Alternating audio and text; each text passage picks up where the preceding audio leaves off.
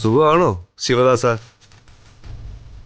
വളച്ചുകെട്ടില്ലാതെ ഞാൻ കാര്യം അങ്ങ് പറഞ്ഞേക്കാം.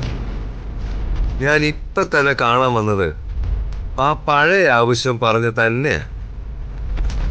അന്നും ഇന്നും ചോദ്യവും പറച്ചിലൊക്കെ ഒന്നേ ഉള്ളൂ, മണിമാല.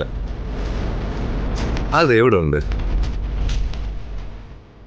എന്നെ കൊന്നു കുഴിച്ചു മൂടാൻ കുഴി വരെ എടുത്തിട്ട് മരണം മുന്നിൽ കണ്ടിട്ട് പോലും ഞാൻ പറയാത്ത ആ ഉത്തരം ഇപ്പൊ ഇങ്ങനെ നിന്റെ മുന്നിൽ നിന്ന് ഞാൻ പറയുമെന്ന് തോന്നുന്നുണ്ടോ നരേന്ദ്ര നിനക്ക്?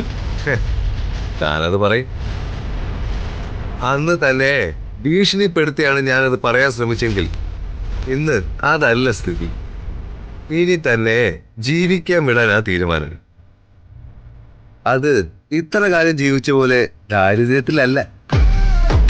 മണിമാല എവിടെ ഉണ്ടെന്ന് പറഞ്ഞ തനിക്കിനി ഇവിടെ കിടന്ന് നരയിക്കണ്ട.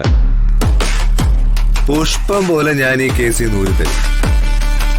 കുടുംബമായി നാട്ടിൽ തന്നെ, അല്ലെങ്കിൽ തനിക്ക് ഇഷ്ടമുള്ളിടത്ത് നല്ലൊരു വീടും അന്ത്യശ്വാസം എടുക്കുന്നിടം വരെ തനിക്ക് ലാവിഷായിട്ട് കഴിയാനുള്ള പണവും ഞാൻ തരും.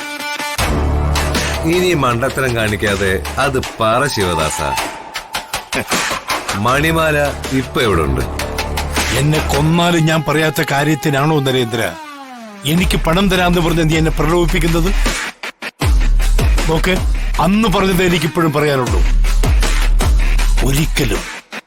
ഒരിക്കലും മണിമാല നിനക്ക് കിട്ടാൻ പോകുന്നില്ല.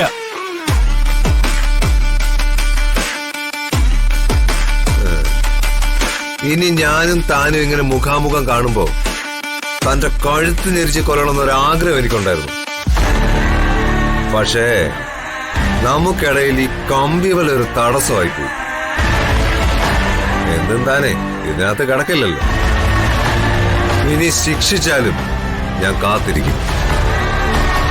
ഇറങ്ങുന്ന അന്ന് തന്റെ അവസാനമായിരിക്കും. അന്ന് എന്റെ കയ്യില് മണിമാല ഉണ്ടായിരിക്കും.